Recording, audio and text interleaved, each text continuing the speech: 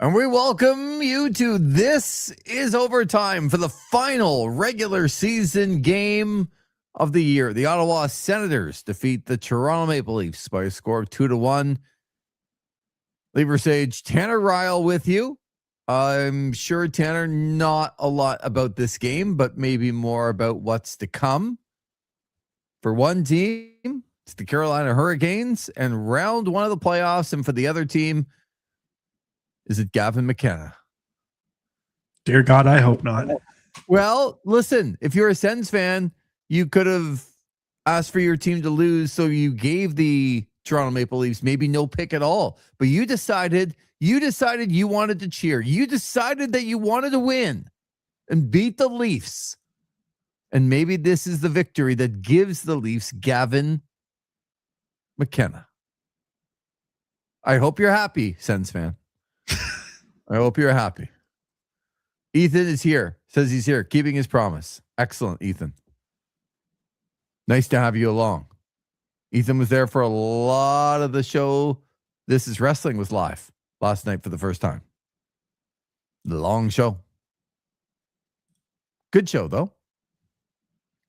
So, I knew right away when I finished up with you and went and just made a little bit of dinner, walked in, and I saw Drake Batherson look as unenthused about scoring a goal as I've ever seen him. Like, this game wasn't going to mean all that much. Yeah, and it certainly didn't. Not a whole lot you can really write home about. Some players that looked good, but, I mean, you're not taking much away from this game, I don't think. No. I thought Claude Giroux had a solid game early on, especially good for James Reimer to get a win in what might be his last NHL game. That's about all I got for you. That's it, hey? Yeah. Giroux looked kind of okay. Hey, look, we talked about in the pregame show about guys getting hurt, right? And didn't seem like anyone got hurt. Yeah.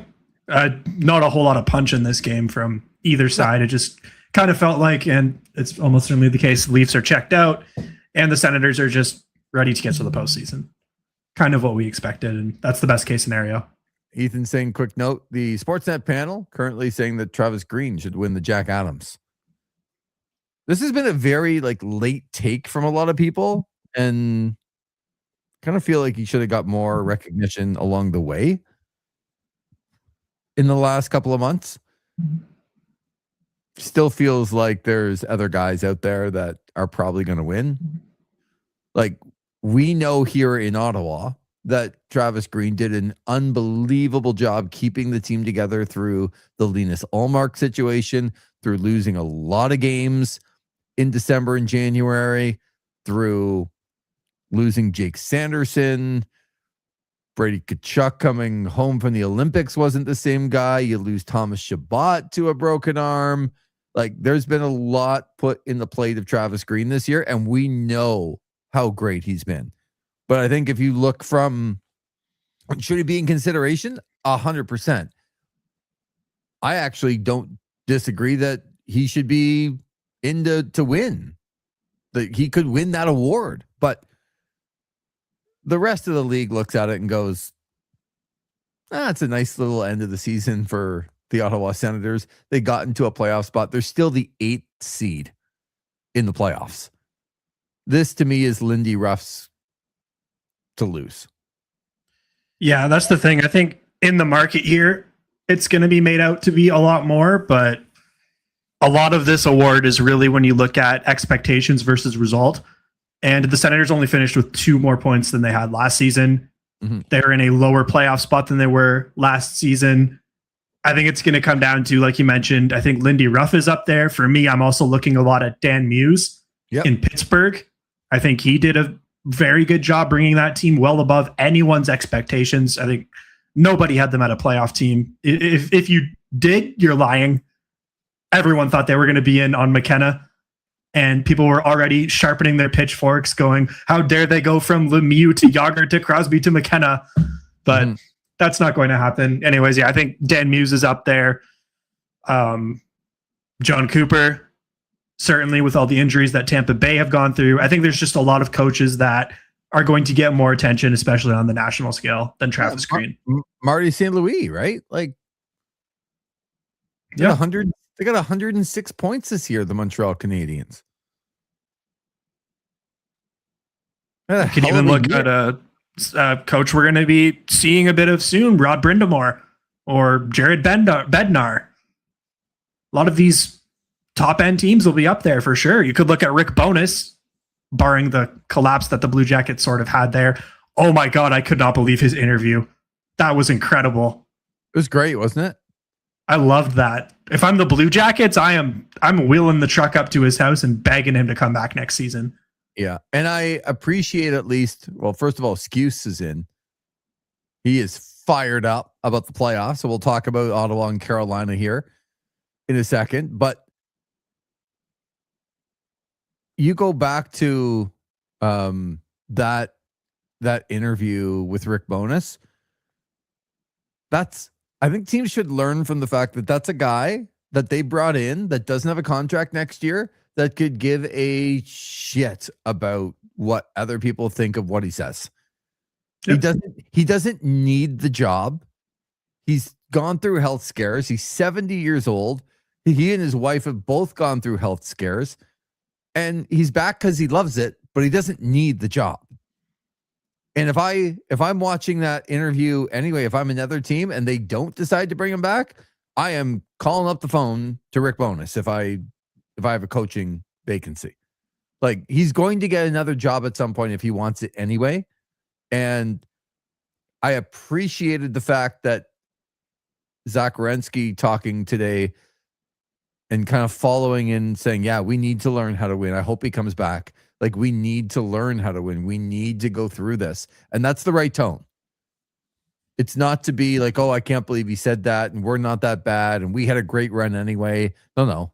They collapsed at the end when it got hard, like Rick Bowness said. It's an unbelievable, like, that's what we all want in sports, isn't it? That's how Rick Bowness was feeling. There wasn't one bit of me that thought Rick Bowness held anything back about how he is truly feeling after that interview. And I love that. We need more of that. He probably gets votes for Coach of the Year for sure if they make the playoffs. Oh, but for sure. I think he might be a favorite if they made the playoffs. I still think it's Lindy Ruff's to lose because of how bad Buffalo's been.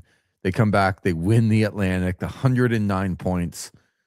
They don't have, like, as great as Dan Muse has been, they still don't have Sidney Crosby on their team and Evgeny Malkin. And, like, they got some good players, but the turnaround for Buffalo has been incredible. Especially, you know, you look at their, I think we forget, right? Like, their schedule early. They lost their first 3 games. They were 2-4 and 4-7 in their first 11. 5 and like they November 13th they were 5-8-4. It's pretty bad. Yeah, and we were all looking at it and saying, "Oh, here we go again." 5-8-4, which means really 5 wins and 12 losses. Like, and they wound up with 109 points and won the division. That's what gets people's attention when they're voting for Coach of the Year. They don't, and I say this with all due respect because we know in this market how difficult it's been for Travis Green, but people don't look in and go, like, how hard was it when, the goalie went on a mental health leave and then he came back and then he was pretty good. Like, that's pretty much how people from the outside that don't follow the team see it. Ethan says, I think the Sharks could use a guy like Bowness behind their bench. I think a lot of teams could. All right, let's get into the Carolina Hurricanes and the Ottawa Senators. How are people feeling about it? Only took us 10 minutes to get past that Toronto game. I don't have anything. Me neither. I'm not criticizing. I'm like, yeah, I don't know. Like, let's move on. I Game 82. I wish Ottawa would have let Toronto beat them so that it would force to see what Seattle would do, and maybe the Leafs wouldn't get their pick and they'd have to give it to Boston and they wouldn't even get a first round pick. And now they're going to be in the top 5. The only thing that I think is still being underrated, maybe by Leafs fans, is sure they keep the pick this year, but they're giving up an unprotected next year. And do you really think this team is going to turn it around 180 if they're maybe losing like an Austin Matthews or a William Nylander? Like they might be keeping that 5th overall pick. What happens if they're giving Boston like a 2nd or a 3rd or even 1st next year? But they're 5th and they have a chance to get to 1st. Like they're in the lottery. That's true. That's very true. But there might be a better chance next year that they're throwing away too.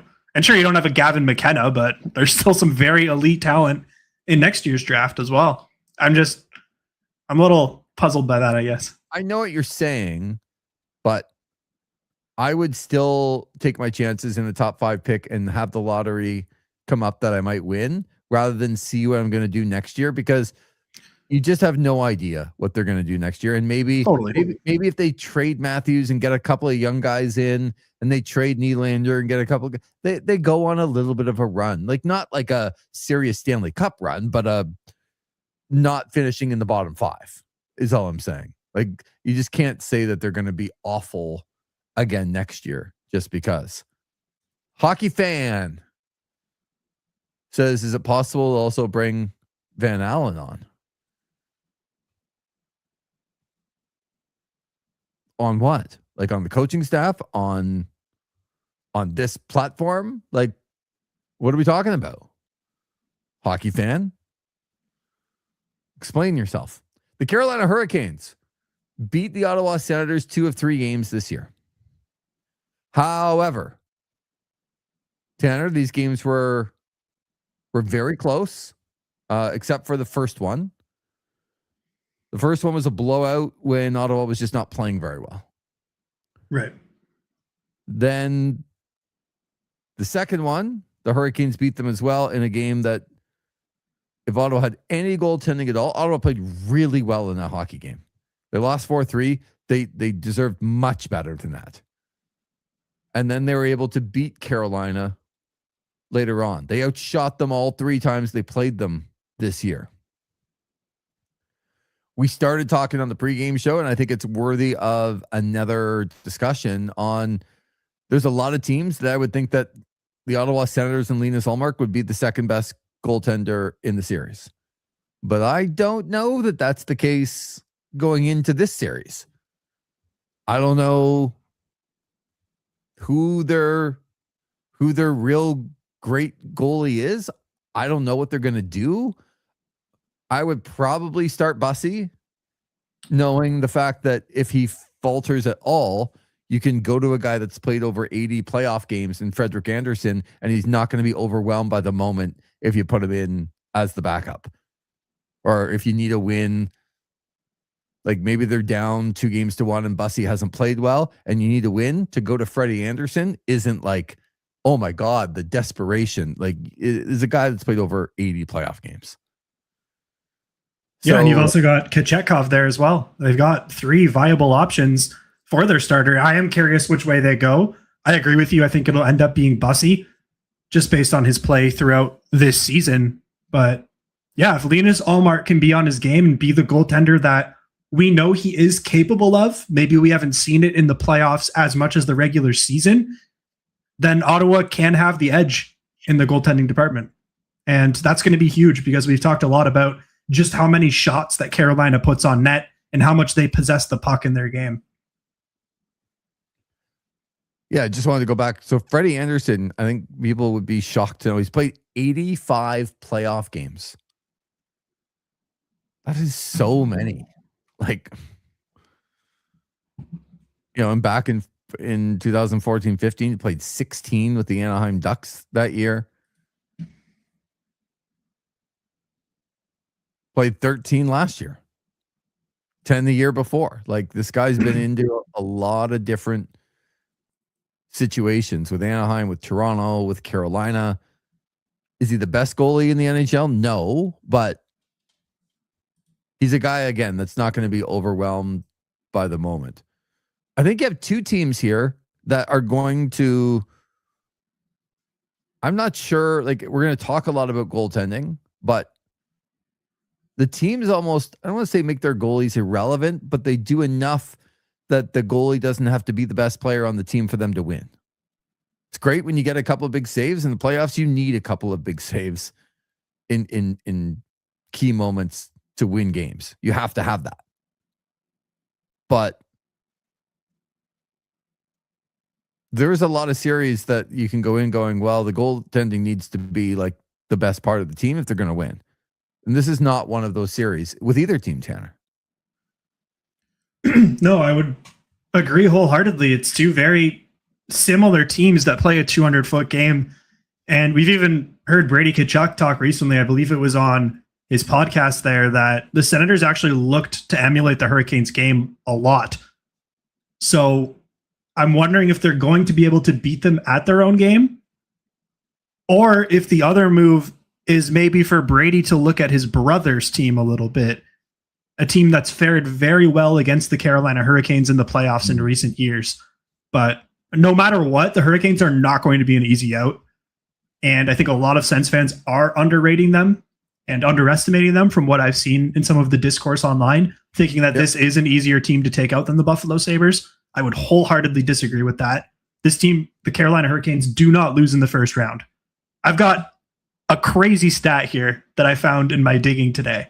Okay. Already. So first of all, since Rod Brindamore took over, this team has never lost in the first round. But when did he take over? I believe it was the 2018 season. They've never lost in the first round. Wow. Okay. But the more interesting stat. So last year marked the 7th consecutive year that the Hurricanes won at least one playoff round, while also not making it to the Cup final. No other team in the Big Four American professional sports, the NHL, the NBA, the NFL, the MLB, not in history, has any team ever done that in more than 5 consecutive seasons. The Hurricanes have done it in 7. Wow. Okay, they did lose in the first round in the bubble, but there was the play-in that year. The play-in round they did win, so on a technicality. But I get what you're saying there. They lost in the second round. For that stat, they lost in the second round. Yeah, and that season's kind of a wash, those playoffs, in my opinion. But yeah, they're not a team that loses in the first round. And the Carolina Hurricanes right now, it's cup or bust. But that's the important part of this, right? That this is a Carolina Hurricanes team that, for the most part, they haven't had a ton of adversity to make the playoffs this year. And they have known for a long time that they're finally in that. Well, I think they've been there for the last couple of years, right? Like, they need to win. And if they don't, there's going to be some real big changes there, because you can only keep doing the same thing over and over for so long.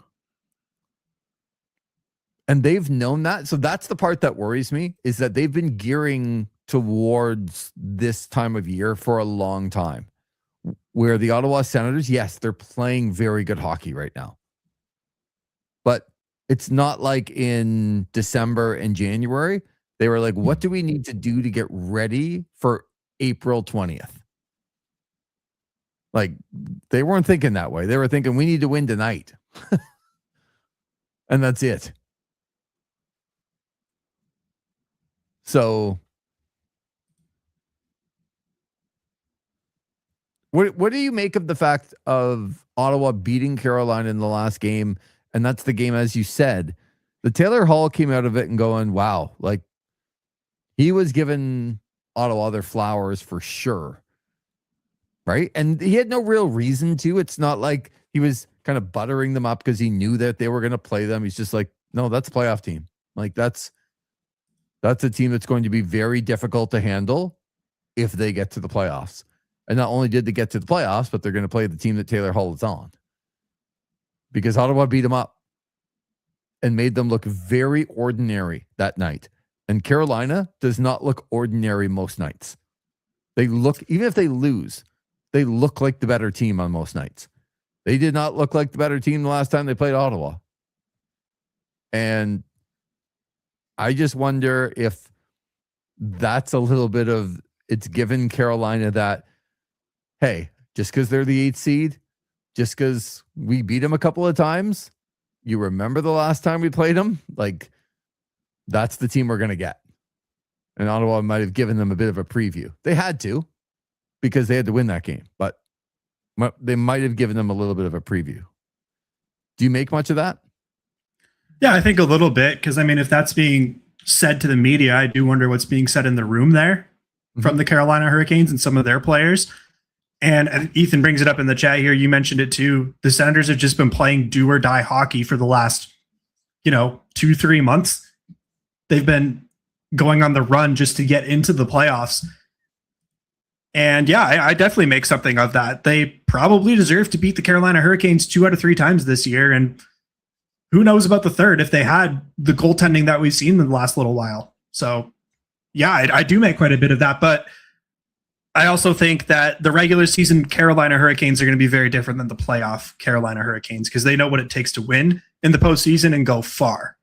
Mm-hmm. And you mentioned Taylor Hall. I also saw some quotes today from Rod Brindamore speaking quite highly of the system that Ottawa plays. I've got it pulled up here. He said, quote, "That's a tough matchup. They all are at this time of the year moving forward, but that's one of the better teams, in my opinion, in the NHL. They had kind of a tough start to the season, and some interesting things go on, but they've got it covered top to bottom. It's going to be a huge challenge." Yeah. Well, that's not only the right thing to say to your team, that is the truth.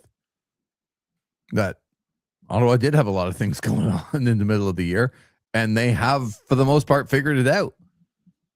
They've got through tough times. They got their defensemen back. Their goalie's playing better. They've gotten through some major hills and valleys. So what can the Carolina Hurricanes can expect a really tough team? I want to go back to something that Ethan said too about the do or die mentality. Yes, they've been playing like that for, well, really almost 3 months now. Like since the end of January, they've been playing that way. And yes, they had a 3-week break in February like everybody else. But that can really help in the first round because every game has been like that. And sometimes you catch teams looking at, well, it's the 8th seed and, they barely got in and like, we're just a great team and they don't quite realize the challenge that's coming. But I'm telling you, this do or die mentality thing doesn't usually work from the end of January through to the middle end of June. It's just too hard to do that all the time. And can Ottawa win this series? Yes, I think they can. But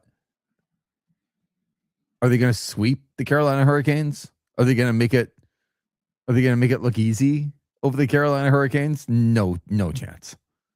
And there are some matchups that I think you look at, especially in the West, it probably doesn't end up this way because everyone thinks it's going to. But like for Colorado, they're going to want to have an easy series against the Kings. And when I say easy, I mean, they're going to want to blow them out of the water so they get the proper amount of rest, knowing that either Minnesota or Dallas are coming next. And, insane that only one of those teams come out of the second round. Right. Yeah. And 2 of those teams don't have a chance to be in the conference finals. Like, they're 3 of the best teams in the National Hockey League. But Colorado's going to want to put the boots to LA so that they have lots of time. And that's what you need. If you want to win the Stanley Cup, you need rounds like that. So I'm just saying the fatigue of the way that Ottawa is playing will catch up with them if they don't sort of get through this one, because they're not going to get through this one easy if they win. No, I don't see this series going 5 games or less. I think we're in for a 6 or a 7. It's hard to imagine that it wouldn't do that. But I think for Ottawa, they're going to have to find a way to basically win this series. And then if they really have visions of going on, hopefully make it pretty easy against a Philadelphia or a Pittsburgh next. But this challenge is the biggest challenge that you can have. And I agree with you. They got some good playoff experience last year losing to the Leafs, but this Carolina team has experience coming out of the wazoo, like every guy on the team. And so instead of facing a team like Buffalo, who has none, like went from, zero all those years to hero this year, and then they're going to have to, try and find a different level. I think that's going to be hard for Buffalo. We saw it with Ottawa last year, just in games 1 and 2. They just looked overwhelmed. They were taking too many penalties, and it just felt like the lights got bright and they didn't know what to do. But then as that series went on, it got close. 3 overtimes in a 6-game series says a lot. It was close, especially towards the end there. Ottawa came very close to forcing a game 7. So Buffalo's about to get their taste, and I think Ottawa's going to take a lot from that experience into this year. But that said, the Carolina Hurricanes are an entirely different animal than the Toronto Maple Leafs. I do like the way that Ottawa is going in, and this week is really going to help them. Like, Ottawa's been pushing for a long time, and just to have a week to go, like from Saturday night when they clinch, they literally will have a week. And we still don't know what the schedule is. Feels like an afternoon game coming up on the weekend. Yeah, I think people would like to know the schedule because single game tickets open up for season ticket holders in less than 12 hours now. Yeah, but the problem is the NHL doesn't care. Yeah. Like the National Hockey League, we'll see what's happening tonight. That Vegas game is, what's the score of the Vegas game? It is no score late in the first, Vegas and Seattle. So if Vegas is able to get a point out of this game, then they would be the division winner, and they would face Utah in the first round. Edmonton would then match up with Anaheim. If Vegas loses this game in regulation, then the Edmonton Oilers can beat them tomorrow night. If they win their game, who's Edmonton playing tomorrow? I should know that. The Canucks. Yeah. If Edmonton wins that game. Right. Feels like it's kind of up to Vegas tonight to determine what's going to happen. But you never know. Edmonton might be resting players as well. Yeah, I think Edmonton would want to win the division and feel a little bit better, getting home ice in some like 2 rounds and stuff like that. So I think they'd be going for it for sure if they had a chance to. Tomorrow we'll see what happens. But the NHL can't put the schedule out because they want to put the entire schedule out. And they cannot put the entire schedule out until that's finished. I feel like in seasons past, have they not done like, here's the East schedule, here's the West schedule? Yeah, I think they have, but it doesn't mean they want to, is all I'm saying. Right.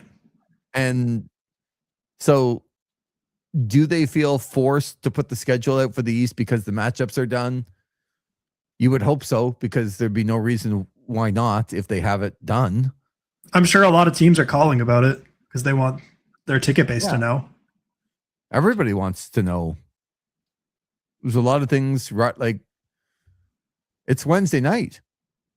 They could be playing a Saturday afternoon. Like this. Yeah, and you have to call. If they play Saturday afternoon in Carolina, they're gonna have to leave on Friday. which means like, what are they doing tomorrow? Like, you would think somebody has tipped them off to when they're going to play so that they can organize, because as much as you would like to know, and season ticket holders and me and everybody else, that like the players, the teams, they want to know what the schedules are. Nobody's more on routines than those guys. Right. So they want to know exactly what it is that they have up. Quickly, what do you make of some of the other matchups? Like maybe not like full predictions and stuff, but just thoughts on first Buffalo, Boston. Big rivalry. Buffalo in the playoffs as the top seed for the first time, and they get a Boston Bruins team that has been streaky. But I also think Boston's another one of those teams that people did not expect to be sitting there at the end of the year. And yes, they finished in the first wild card, but man, oh man, like the Boston Bruins had 100 points this year. Nobody, if you thought Boston Bruins were going to have 100 points this year, you're lying. Well, my thoughts, I think you're trying to get a leg up here on the OSN bracket challenge, which has been put out, and we're plugging it right now because I'm putting the link in the chat. Click that link, everybody, and get in here. We're doing a playoff bracket challenge where you can go up against us and the other OSN viewers to see if you can predict the playoffs better than us and better than the other viewers. You can't click that link. You can join now, even though you can't submit your bracket until those matchups are finalized. So sign up now, make your team name, go back and submit your bracket before game one. But yeah, back to Buffalo, Boston. I think a lot of this series is going to depend on Jeremy Swayman and what kind of performance Boston gets out of him. That said, I do like the Buffalo Sabres in this one. Yeah, Boston's been sneaky this year. Like they have really sneaky. And again, Boston promoter. Oh yeah. You know what? I appreciate that. Zach McGibbon says, while we're plugging, just popping in to say that a new episode of This Is Wrestling will be coming out tomorrow morning, previewing a little show called WrestleMania. Come on, Tanner, it's WrestleMania. It's NHL playoffs weekend. That I'm excited for. It's a WrestleMania weekend. Man, there's so much going on. It's fantastic. This is so much fun this time of year. Who do you got? Bruins or Sabres? I don't know if I'll give you an official prediction already. Come on, you're making me do it. You got to do it too. No, I'm not making you do anything. I actually said, okay, don't give us an official prediction, but just a couple of thoughts on the series. The Boston Bruins they played 41 times at home this year, like everybody else.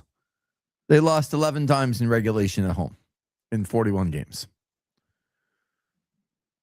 It's a good thing the Buffalo Sabres have home ice advantage. Yeah, no, I understand. Like, I get it. But I think if you go the entire year, nobody thought Boston was going to be in this spot. I thought they were going to be last in the division. Right. Like, I think a lot of people did too. It was Boston and Pittsburgh. Oh, those are the teams that are going to just fall to the bottom and they're going to have to rebuild, and look at them. So I don't disagree on the Jeremy Swayman thing. Like, Jeremy Swayman's got to be the best goalie in the series. And if he is, the Boston Bruins have a chance. Yeah, and I mean, there's few players that are more clutch in the playoffs than David Pastrnak as well. So I'm not writing the Bruins off at all. I think this one's going to go longer than I think some people do. But I do lean Buffalo. I'm hesitant to give you a final prediction. I'm sure we'll have lots of other. We're going to put our brackets out, and that will be your prediction. So, right. So I don't want to say something now. What if I change it on the bracket and someone calls me on it? I don't need that. But the Boston Bruins played Buffalo pretty well this year. They beat them a couple of times in October when Buffalo was not at their best, for sure. But they lost to them just after Christmas. It's weird that they just don't play enough. Like 4 times in the entire year. Come on. And then they beat them in overtime a couple of weeks ago. Boston's 3-1 against Buffalo this year. So, yeah, this is a close series. And this would be the series for me that I would go, there's more experience on the Boston side going into the playoffs than there is the Buffalo side. And can Buffalo, who's more talented, they've had a better year, they're probably a better team, but can they get over the hump of what playoff hockey is and kind of learn along the way? If they get past this series, they're going to be a dangerous team going forward. Like, I mean, look, they're the best team in the division, so that's not rocket science, but I do think teams that are really good that don't have a lot of playoff experience need something to come together to get over, like a close, whether it's a game 7 or something like that they pull through to really believe that they can do it. So I think this is a real close series. Zach, continuing to plug the podcast, This is Wrestling on the OSN Hockey Show, says, how long do I go without being sarcastic in the preview? Find out tomorrow morning. Well, that's a hook. Wow. Can we get a hockey comment, Zach? Spoiler alert, not that long. He does say he can't wait to bring his elite prediction skills to the bracket challenge. Who's going to be the Jack Perry of the NHL for Zach? There's got to be like one team that he's going to be a diehard for. And no, he's picking. He'll pick the Kings because he'll want to go against everybody. Right? I'm telling you guys, the Kings are just going to get there. They're going to find a way. DJ Smith trying to keep his job. They're going to find a way. By the way, Cody Ceci back in the playoffs again. Well, they don't have Corey Perry anymore, so they're not going to the finals to lose. Yeah. Our man Chris says, driving home, missed the start of the show. Took my wife to opening night and the season finale. What a pond hockey game that was. No checks, no care.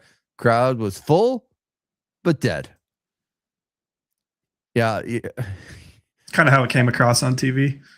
If you missed the beginning of the show, you missed the only part that we were talking about the hockey game because there wasn't much to the hockey game. So I hope you and wife Krisha had a very, very good time doing other things. I knew Zach, ride or die with the LA Kings. LA Kings, yeah. We'll see. Yeah. We'll see when the bracket challenge comes out, whether he follows up on that. I doubt it. But yeah, and the fantasy draft as well that we're going to be putting another show on in the next couple of days. See how Zach can draft players. So yes, we will be streaming a live draft between some of the members of OSN. Looking forward to that. Finding out when that's possible between now and the first game of the playoffs. Probably Friday, but stay tuned. Click that little notification button and you'll know when we go live. Tanner says probably Friday. Like everyone's available on Friday night, but hey, for the draft, you make yourself available, or guess what? You get auto drafted. This is what I like. Hey. Or hey, you know what? You're not there. That's one less team that's drafting. That's better players for the rest of us. The draft is this time. You're either there or you're not there. Yeah, you're there. You know what? You know what happens if an NHL team doesn't show up at the draft? They don't get to pick. Yeah, but they know when the draft is months in advance. That's a little bit of the issue. Yeah, but we're a little too bush league for that. Maybe next year. Zach says, yeah.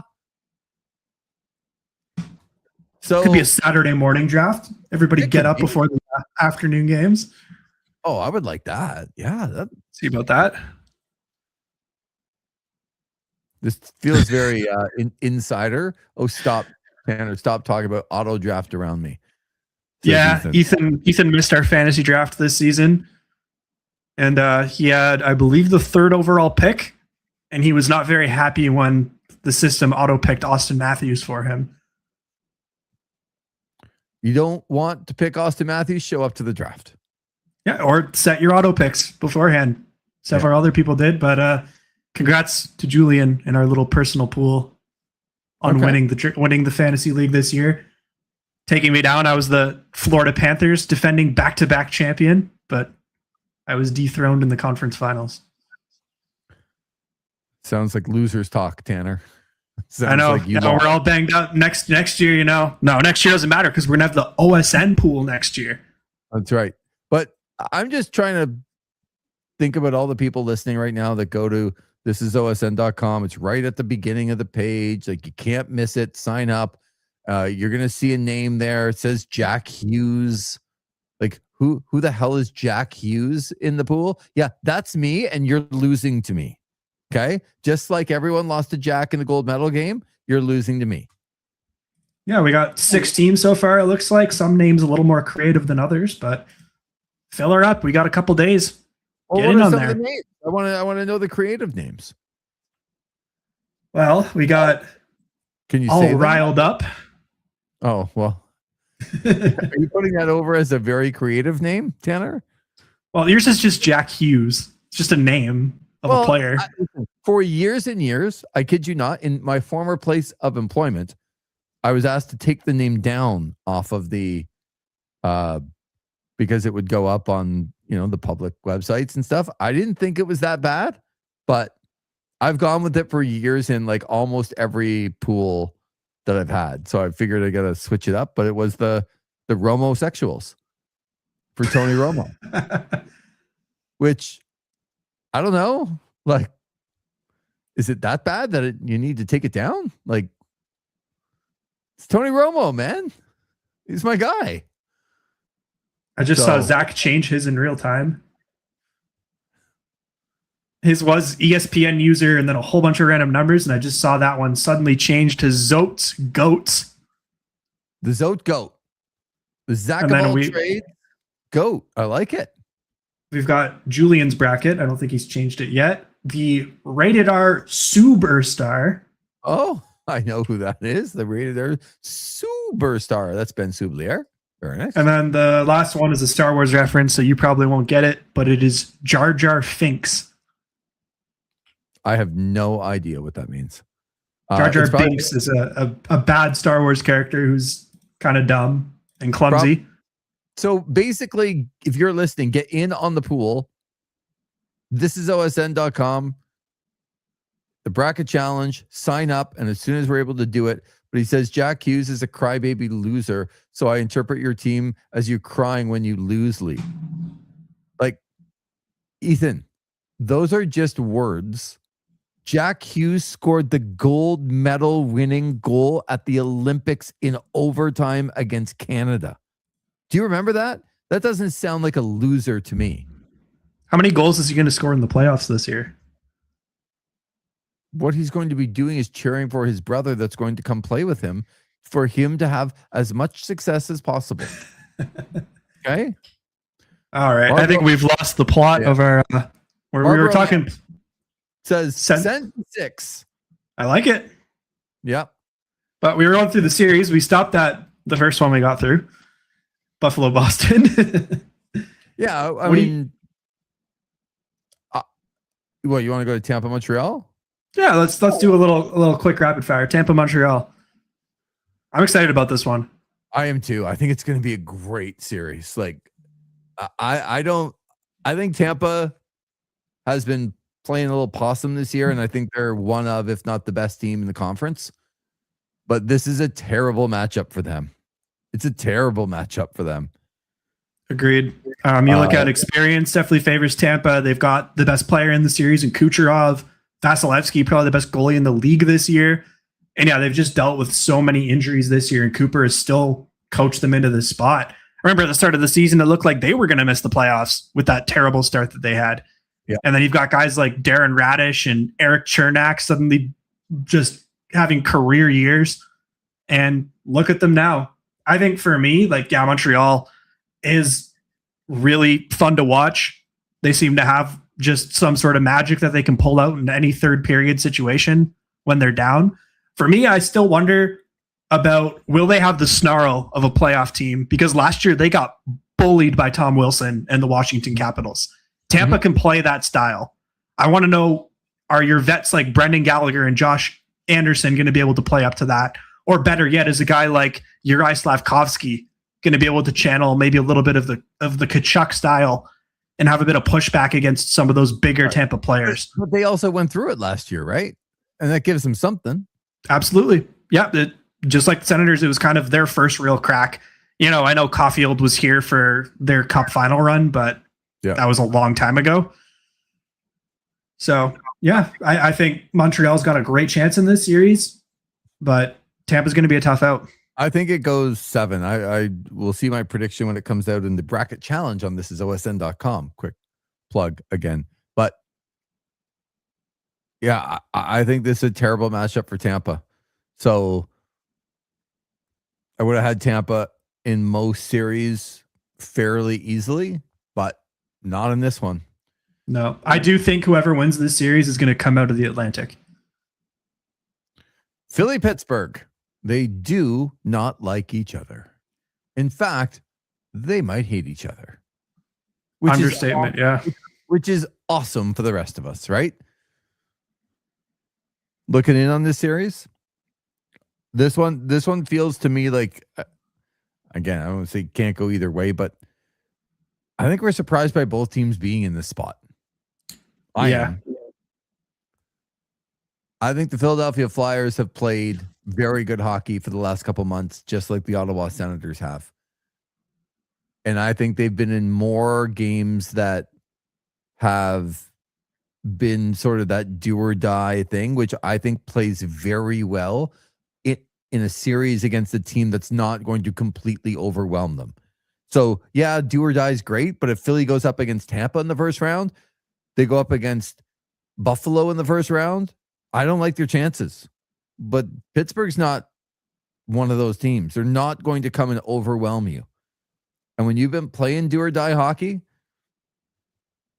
I can tell you I'm leaning Philadelphia. I haven't fully decided, but I'm leaning Philadelphia in this one because kind of like Ottawa, they've been playing really good hockey down the stretch.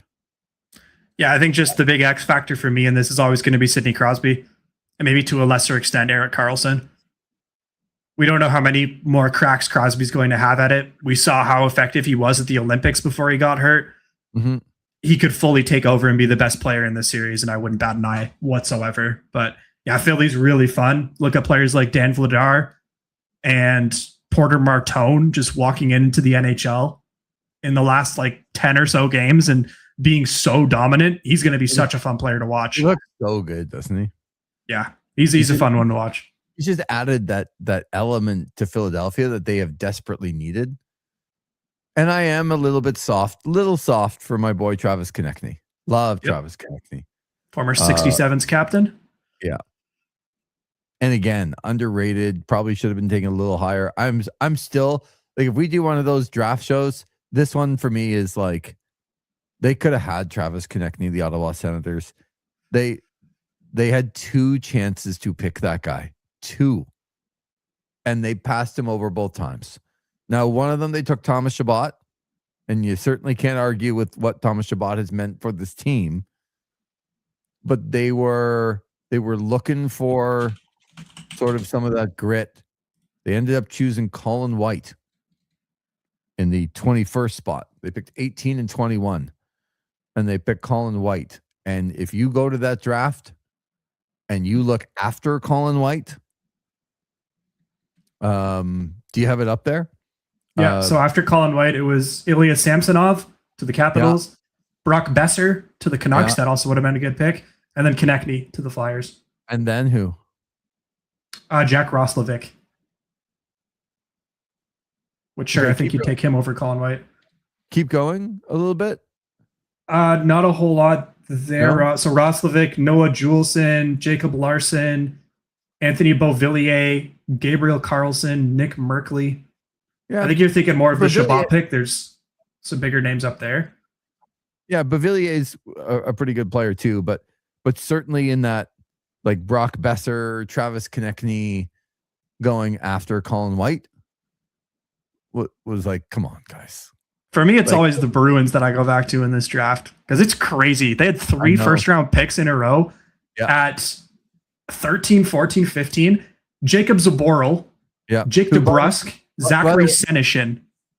Okay, so let's go back there a little bit just to tell some stories. Zaboral was the D partner of Thomas Chabot in St. John with the Sea Dogs.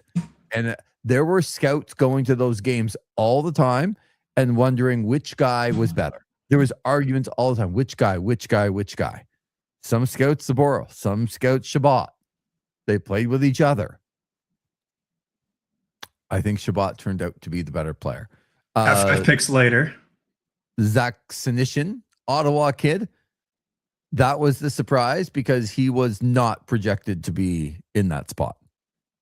He was projected to be late first round, even a second round pick, and they stepped up and got him there. And who is the other guy again? Jake DeBrusk, who has turned into, I'd say, a respectable NHLer. But to me, it's always the 3 picks after that. Yep. To me, because Boston could have taken Matthew Barzal, Kyle Connor, and Thomas Chabot. Right. So the 3 that go after.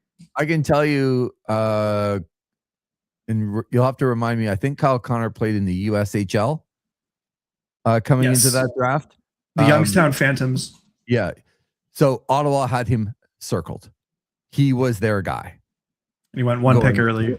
Yeah, and he went, and then they had to adjust because Kyle Connor was going to be a Senator if he got past that pick. Can you imagine if they did get him and Kyle Connor was on Tim Stutzel's wing right now? Yeah. Well, and even like Travis Konechny and Brock Besser. Imagine them being on the team for the last 10 years. Like, it's not to underrate Thomas Chabot, though. I mean, he's been a huge part of this team for a long time. But yeah. It's the Colin White one, right? Like, they couldn't have had Barzal. They couldn't have had Kyle Connor. They went right before Chabot. But it's after Chabot. Yeah. Then you're looking at Besser, Konechny, even Joel Eriksson Ek went 2 picks after Chabot. Yeah. See, that's the other guy I was thinking of. Like, he's a hell of a player, too. Any of those guys on your team for the last 8, 9, 10 years? Yes, please. But so, Konechny's a great player.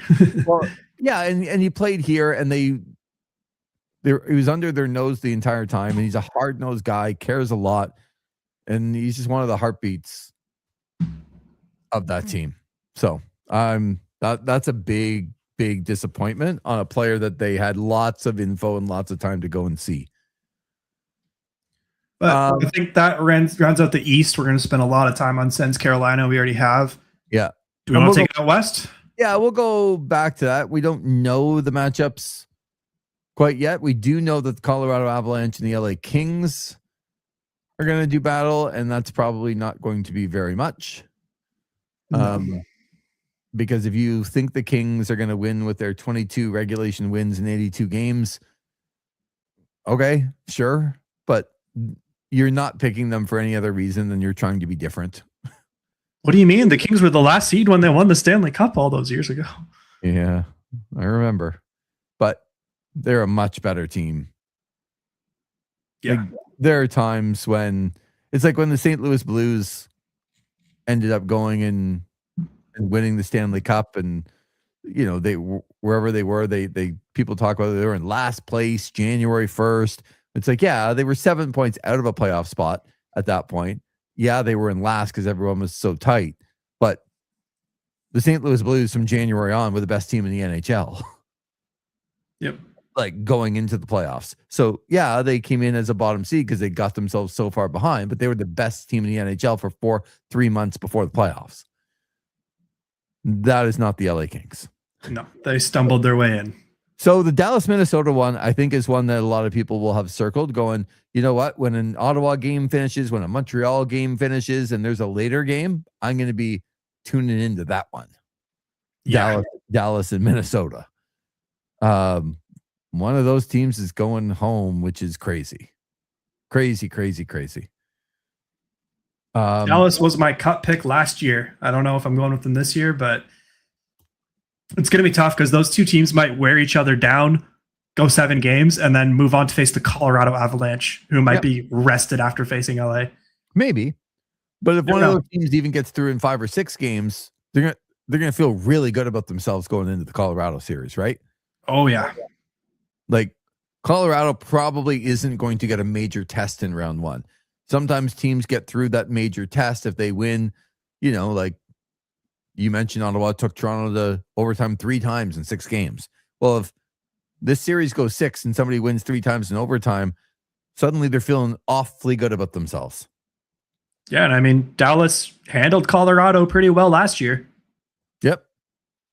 Quick development. Seattle now out to a 1-0 lead. They've just scored early second period in Vegas. And again, that means if Vegas does not get a point in that game, then Edmonton could win the division tomorrow with a win over Vancouver, and Edmonton would play Utah. But as it stands right now, Vegas will play Utah and Edmonton will play Anaheim.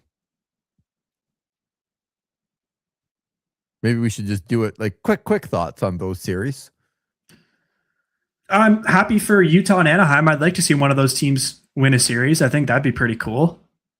But nice to see some younger teams in there. I'm especially excited about Utah. I quite like that team. Mm-hmm.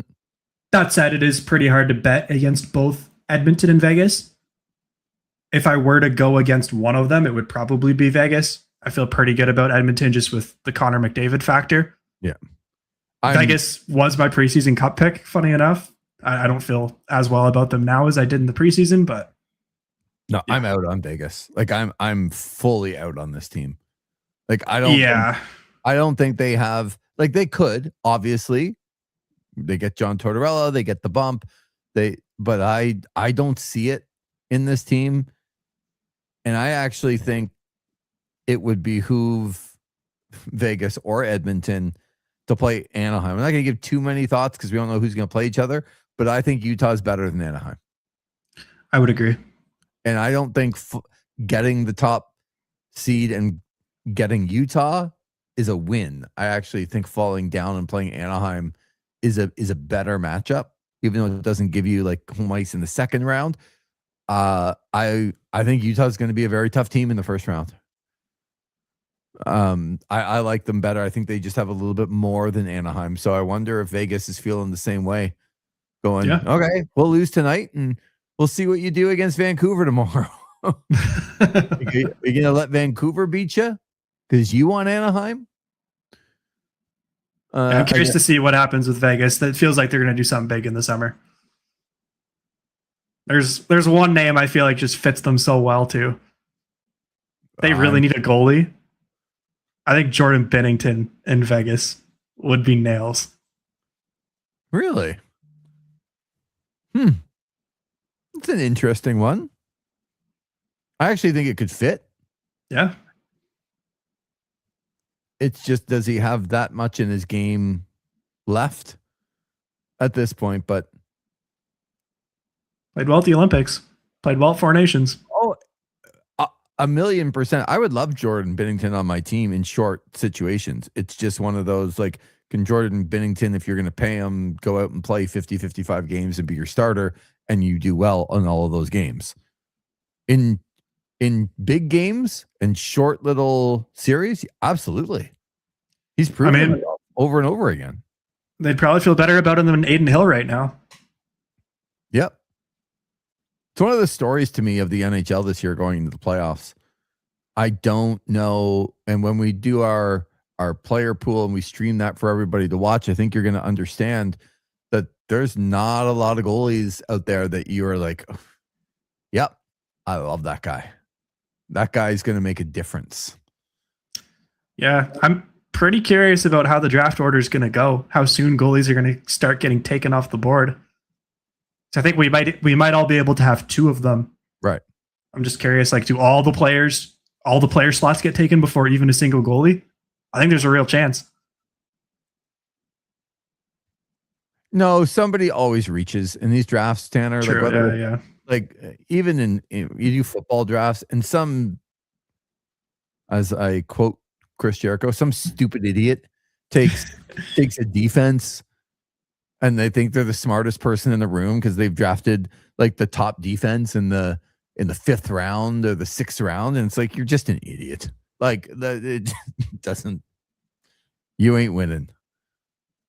But you go down, like even the top 10 goals against this year of guys, like just in the league. And you kind of go, all right, Scott Wedgwood, Vasilevsky, yes.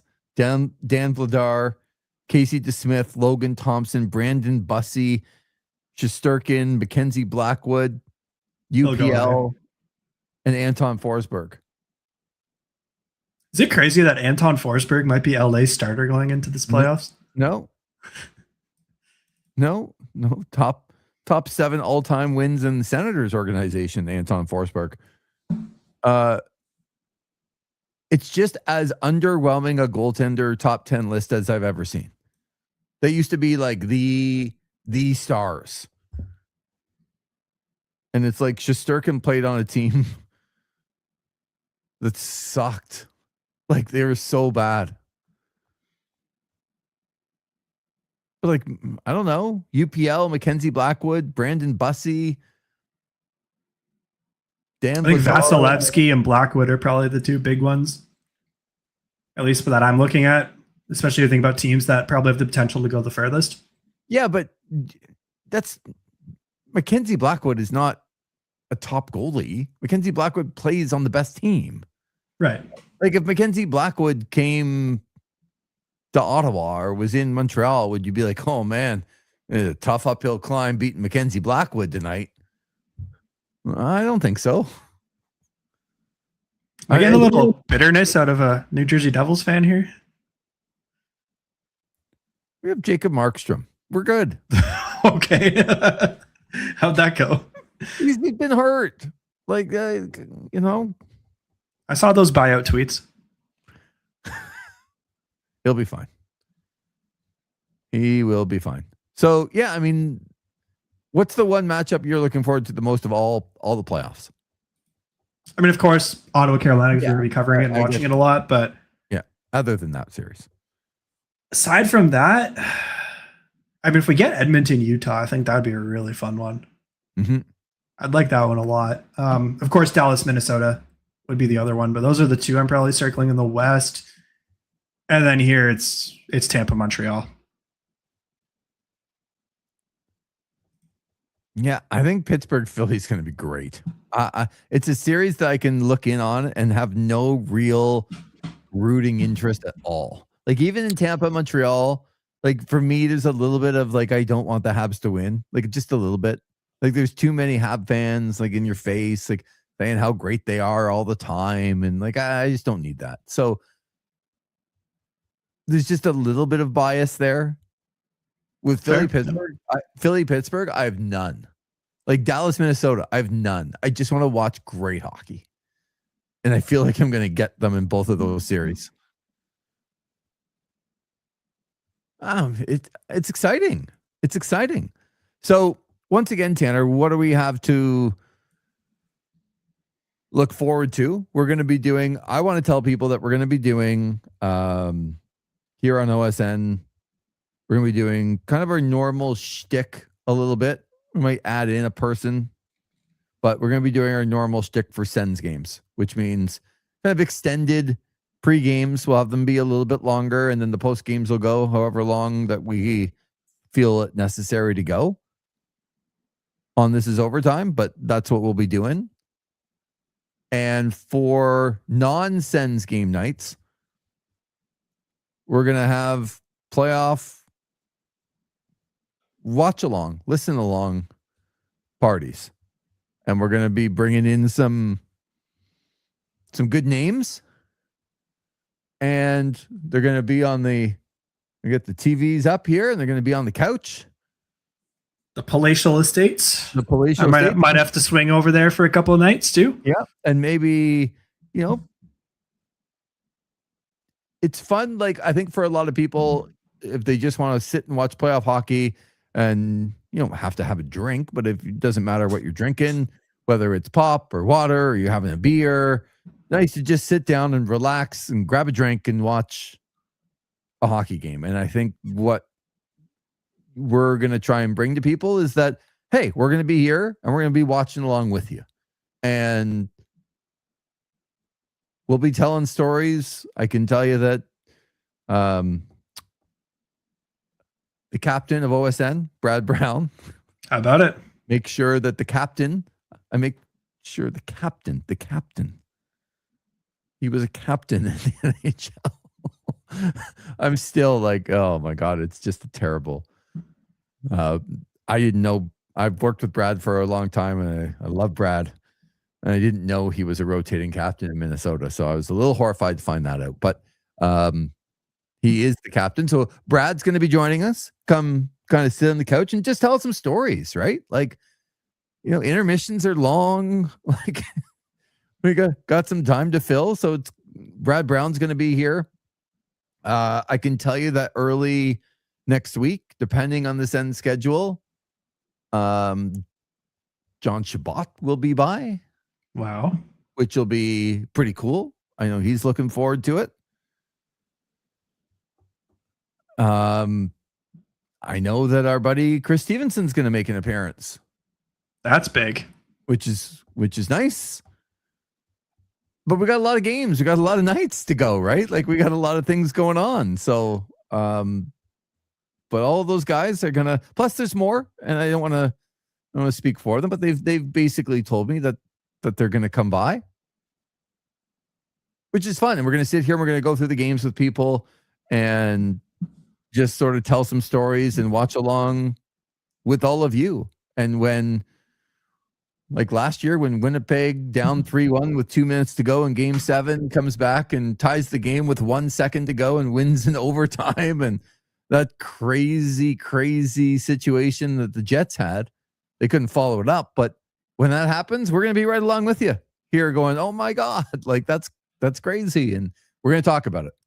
So, so we'll have lots of Sens coverage, lots of other coverage around the NHL, and you can make sure, Tanner, you've done some good work. I know some articles are coming out before the weekend to get people prepared. If they want to read a little bit, we got our bracket challenge for people on the website.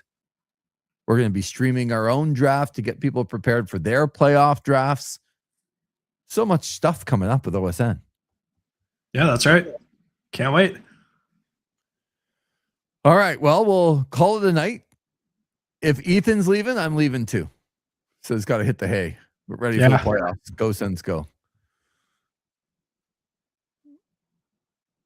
We will make sure that everybody knows, and we'll put it out on the socials on the website. We'll be streaming that draft coming up, and possibly even just pop on when people don't know it. Maybe an official smaller playoff preview, depending. Yeah, if not, I'm sure maybe just an extended pregame of that first game, whether it be Saturday or Sunday. Yeah, I mean, if the Sens play Saturday afternoon in Carolina, then we're not gonna have a lot of time to. Yeah, we'll just do like an hour pregame or something like that, and exactly. Really break the series down. Exactly. So all that's still to come. We appreciate everybody being a part of it, and look forward to what's to come. This is the fun time of year. So thanks very much, Tanner. Look forward to seeing you and all of our OSN people here. Like, we're all going to be coming together here over the next couple of weeks. It's going to be so much fun. Yeah, and I think some pats on the back to us too for doing all this regular season coverage, even though we didn't do the full season. Roughly half the year, and pre and post game for pretty much every game in that span. Maybe 2 or 3 that we didn't get around to, and we're boots on the ground for. But yeah, I think that's worth celebrating as well for everybody that's been here for the soft launch of OSN, because once we get going next season, it's going to be a lot bigger. So if you were part of this underground era, that's right, then you're pretty special. So. Well, that's it. And you're right. It should be celebrated for the people that have been along with us and all the hard work that's gone in to that. It's on the way now, and we're gonna have. I know our buddy Scott MacArthur is going to join into some of the daily shows that we're going to be doing. So that's exciting. I mean, people are just kind of excited to get back to a grassroots level of talking sports and being active and doing some meetups and doing some some parties and being involved in drafts and that kind of stuff. And that's what we're going to provide for people. So, I mean, like, how are we already at 67 subscribers as well? Like, that's crazy. I go out of my way to not tell people because I'm like, we still have so much to do. There's definitely some people that are just not commenting and are listening. And hey, we appreciate the silent lurkers as well. You don't go unnoticed. Well, you do go unnoticed, but a little bit. Yeah. All right. We will. It's going to be a massive weekend. And then the other thing, and I know Zach's was plugging it before, but look, it is WrestleMania weekend and this is wrestling. I can tell you there's an unbelievable interview up through some of the social channels with the sort of owner operator of C4, the local wrestling in Ottawa. I know there's a few, but C4 is the biggest. And Mark Polisel was incredible with his time and some of the insight that he gave. It was on for almost an hour. That has been separated from the rest of the show if you just want to listen to that interview. And gives you, it's another part of the grassroots that we're trying to get to. And I swear, if you listen to that interview, even if you don't like wrestling, you're going to go, yeah, I kind of want to support that guy. Yeah. And they've got big show on Friday night too. I don't know if I'm going to be able to make it out just with what we've got going on, but I know it'll be a fun one at the Preston. Yeah, it always is. And he's just part of the community. And that's more, and I bring it up because you'll listen to that and go, even if you don't like wrestling, you're like, I kind of want to support that guy. And that's the people that we love being around here that we're going to try and support. And we're going to get, I'm sure, a ton of support back for us the same way. So that's exactly what we want to do. So lots to come. We'll probably be sick of us here in a couple of weeks, but that's okay. The playoffs are here and we're all excited about that. So for Tanner Ryle, Leaper Sage here on This Is Overtime, the Sens do beat the Toronto Maple Leafs.